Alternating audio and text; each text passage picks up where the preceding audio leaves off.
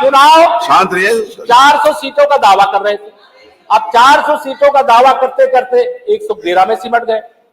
अब अभी आरोप लगा रहे थे कि भारतीय जनता पार्टी यानी सरकार केवल जातियों और धर्मों में नहीं बल्कि विपक्ष में भी भेद डालती है। अब ये मत कहना कि अगर आपके यहाँ कोई फूट पड़ जाए, कोई अलग हो जाए तो हमारे ऊपर आप आरोप लगाए कि हमने ऐसा कर दिया है। हमको ये करने की आवश्यकता नहीं है।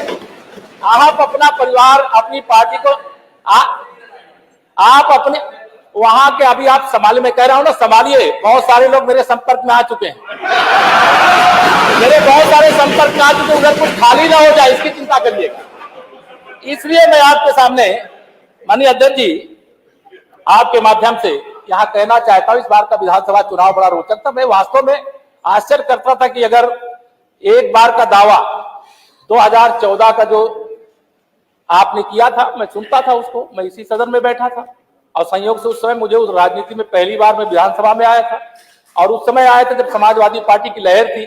उस सीट से आया था जिसके आपको बड़े गुणगान दिखाई दे रहे हैं, उसकी मैं जानता हूं क्या स्थिति है। लेकिन आप भरोसा रखिए, आपको 25 साल तक केशव प्रसाद सत्ता पे आने नहीं देगा। आप विपक्ष, आप श्री अखिलेश जी हमारे बड़े अच्छे, आपको मैं पसंद करता हूं।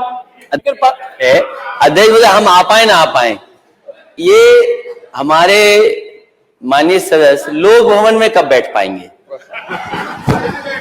लोक भवन में तो कमल खिल चुका और वो कमल खिला रहेगा। और देखिए माननीय अध्यक्ष जी, साइकिल पंचर हो गई है तो अब पंचर को ठीक कराने की जो आपकी साइकिल है उसको शायद उत्तर प्रदेश जनता ठीक करेगी नहीं। इसलिए मैं लोक भवन में कब बैठूंगा? लोक भवन में हम लोग, ये पीडब्ल्यूडी मिनिस्टर रहे, ये भूल गए इनके जिले की मुख्यालय की सड़क किसने बनाई? आपने बनाई? बताइए बताइए। फोर लेन किसने बनाई बताइए? अध्यक्ष जी मैं आप कृपया करके आपस में डिबेट नहीं करें, आपस में डिबेट नहीं करें। कृपया करके नेता प्रतिपक्ष पूर्व मुख्यमंत्री जी को ये बता दीजिए, ये 5 साल सत्ता में नहीं रहे, आगे 5 साल के लिए फिर विदा हो चुके हैं। 2027 में चुनाव आएगा, मैं तो यह मानता हूं कि फिर कमल खिलेगा। फिर आप तब, अभी कोई भविष्य इस समय नहीं है, लेकिन सड़क किसने बनाई है, एक्सप्रेस किसने बनाया है, मेट्रो किसने बनाई है? जैसे लगता है आपने सैफई की जमीन बेच करके ये सब बनवा दिया है। तुम अपने पिताजी से पैसा लाते हो बनाने के लिए? तुमने राशन बांटा तो पिताजी ने क्या बात है?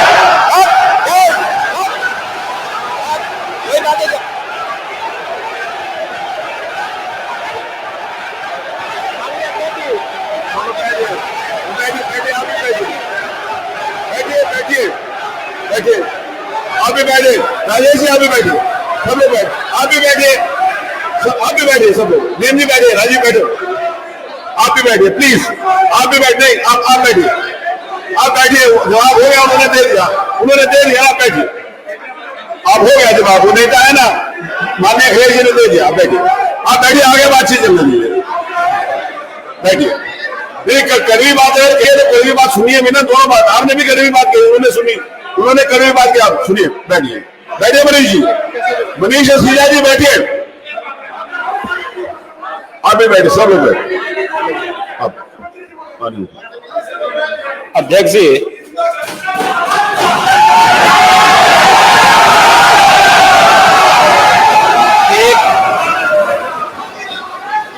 एक घंटे से अधिक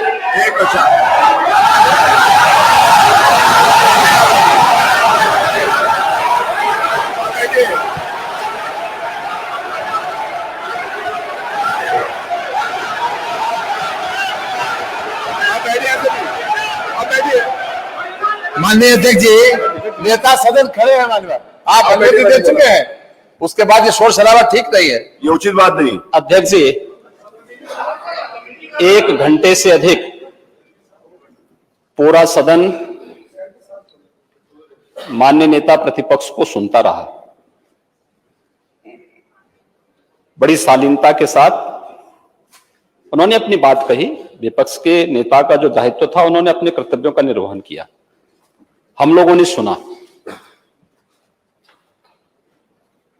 इस सदन में और सरकार के उप मुख्यमंत्री अपनी बात को रख रहे हैं, बीच में रनिंग कमेंट्री का मतलब क्या है? और दूसरा, एक सम्मानित नेता के खिलाफ असभ्य शब्दों का प्रयोग हो, तो शब्द का प्रयोग हो, तो ठीक नहीं है। और मैं बड़ी विनम्रता से कहूंगा नेता प्रतिपक्ष को कि आपको इतना उत्तेजित नहीं होना चाहिए। देखिए, सफाई की बात नहीं कर रहा हूं मैं, सवाल सफाई का नहीं है। देखिए, हम लोग भी जो विकास कार्य करा रहे हैं, या आपकी सरकार के समय जो विकास कार्य हुए होंगे, ये हमारी ड्यूटी थी। सरकार सरकार होती है और हर सरकार को अपनी उपलब्धि को कहने का अधिकार है। माननीय उप मुख्यमंत्री जी ने बिल्कुल सही कहा कि विकास, आपने कहा, आप विकास की जब चर्चा हुई तो उन्होंने जो बातें कही बिल्कुल ठीक ढंग से की थी। आपके यहां के दूसरे नेता या जब माननीय उप मुख्यमंत्री का यहां पर भाषण संपन्न होता, उसके बाद अपनी बात आप लोग कह सकते थे। लेकिन देखिए, मैं कल भी देख रहा था, कल माननीय वित्त मंत्री जी यहां पे जवाब देने के लिए खड़े हुए, उन पर जिस तरीके की भाषा का प्रयोग उस समय किया गया, आज फिर हम देख रहे हैं। देखिए, लोकतंत्र में हर सदस्य को सदन में अपनी बात रखने का पूरा अधिकार है, और अगर आप कहेंगे तो कैसे इस बात की अपेक्षा रखते हैं कि इस पार से उसका जवाब नहीं मिलेगा। पूरे 1 घंटे से अधिक समय तक पूरा सदन और खासतौर पर सत्ता पक्ष से जुड़े हुए सभी मान्य सदस्यों ने आपकी बात को बहुत ध्यान से सुना। देखिए, सहमत होना ना होना अपना विषय है, नहीं, सवाल दूसरा नहीं। देखिए, देखिए, सफाई भी इसी प्रदेश का हिस्सा है। अध्यक्ष महोदय, सवाल ये नहीं है, मैं सुनने को तैयार हूं। अच्छा, मुख्यमंत्री बोल रहे हैं, सफाई भी तो इसी प्रदेश का हिस्सा है। नहीं, सफाई, देखिए, भाषा आप उसको बाद में बोल सकते हैं। देखिए, हमारी सहमति असहमति हो सकती है, देखिए, हमारी असहमति असहमति हो सकती है किसी बात पर, हम बाद में इस बात को करेक्शन करा सकते हैं। लेकिन तो मैंने शब्द का प्रयोग नहीं किया जाना चाहिए और किसी भी असभ्य भाषा का प्रयोग नहीं होना चाहिए। और मैं माननीय अध्यक्ष जी से अनुरोध करूंगा कि अगर इस प्रकार की शब्दावली प्रोसीडिंग का हिस्सा बनी है तो कृपया उसको हटवा दें, क्योंकि ये गलत परंपरा होगी और मैसेज का देश के अंदर खराब जाएगा। हमें हमेशा इस बात को ध्यान में रखना होगा, सदन की मर्यादा का ध्यान हर हाल में बनाए रखना होगा।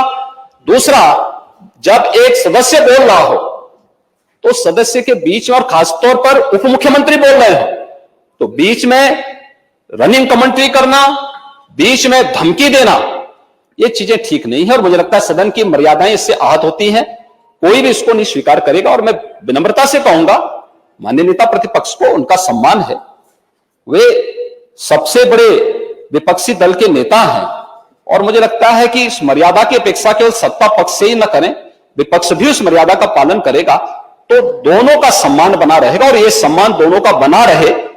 देखिए, सहमति और सहमति लोकतंत्र की ताकत है, या आवश्यक नहीं, हम ये नहीं कहते हमारी बात से सहमत हो, या मैं ये भी नहीं कह सकता कि मैं आपकी बात से सहमत हूं।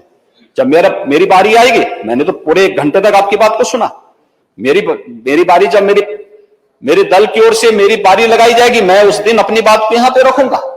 मैंने आपके पूरे भाषण को इसलिए सुना ही नहीं, प्रोसीडिंग मंगाऊंगा, फिर देखूंगा, उसका पूरा जवाब भी दूंगा यहां सदन पे। और मैं उम्मीद करूंगा कि सभी विपक्षी नेतागण उस दिन यहां पर हमारी बात को भी सुनेंगे।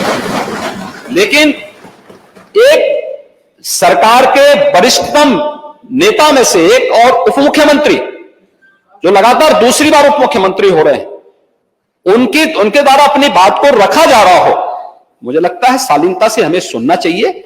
अगर हमें लगता है गलत हो रहा है, देखिए, बहुत सारी चीजें अगर हम भी इस बात को कहते, बहुत सारी चीजें नेता प्रतिपक्ष भी ऐसी थी जो आपत्तिजनक हो सकती थी, हमने सुना नहीं, हमें जो स्वीकार करना होगा वो स्वीकार करेंगे और उसका जवाब देंगे भी। लेकिन बीच में इस तरीके की उत्तेजना दिखाना उचित नहीं है। देखिए, माहौल इससे खराब होता है, अनावश्यक रूप से बाहर मैसेज खराब जाता है। हमारे बारे में टिप्पणियां होती हैं, सदन के बारे में टिप्पणी होती है, हर एक सदस्य की मर्यादा भंग होती है और सदस्य की इसका सम्मान बाहर तार तार होता है, पब्लिक में इसका मैसेज खराब होता है।